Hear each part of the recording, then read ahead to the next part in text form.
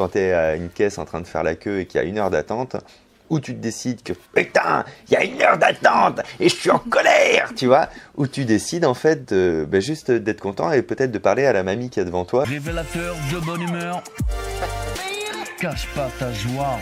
Le mentalisme, c'est un peu une escroquerie, mais c'est vrai parce qu'il n'y a pas de définition à ce mot, du coup c'est un mélange de psychologie, d'influence, d'illusionnisme, de mémoire, de calcul mental dans le but de divertir l'autre ou alors de lui apprendre quelque chose ou même de s'optimiser soi-même.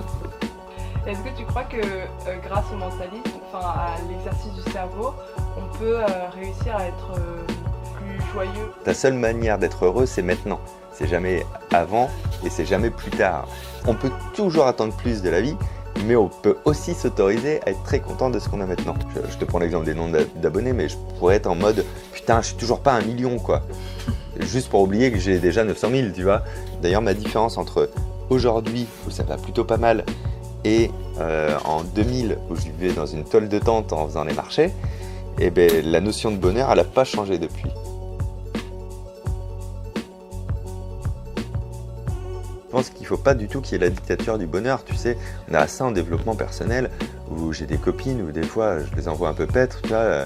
Mais non, ça va, je te jure, ça va aller. Mais laisse-moi vivre ma tristesse, enfin, sans déconner, quoi, tu vois. En plus, toi, t'es vraiment heureuse, non? Tu sais même pas. Bon, ben voilà, tu vois. Autant je m'autorise à être heureux, autant je m'autorise à aller très loin en bas. C'est-à-dire que je peux être durant une journée, de temps en temps, comme ça. Ma vie, c'est de la merde. Je fais de la merde, c'est nul, pourquoi les gens me font confiance, c'est n'importe quoi, je produis rien de bien. Et il ne faut pas chercher à me convaincre par des arguments de l'inverse.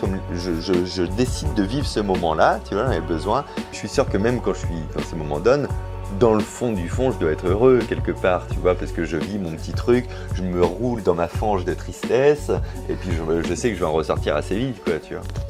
Est-ce que tu crois au mythe de l'imbécile heureux? Parce que quand on a conscience du monde, souvent, quand on est trop réaliste, on devient hyper cynique parce qu'on voit tous les dysfonctionnements de l'être humain, du monde, tout ce qui va pas, et il y en a plein. Et souvent, quand on est trop lucide, on est hyper malheureux. Je suis terrorisé par là vers où on va en économie, en écologie. Okay.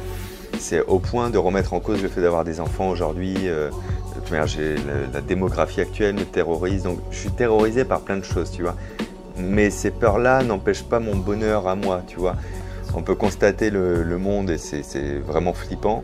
Et en même temps, on peut s'autoriser quand même notre joie de vivre quotidienne. On n'est pas obligé de subir ça et tu vois, d'être toujours en déprime. C'est pas nécessaire, ça ne fait pas avancer les choses. Toutes les personnes d'ailleurs qui ont fait avancer les choses dans des domaines un peu catastrophiques avaient une grande joie de vivre.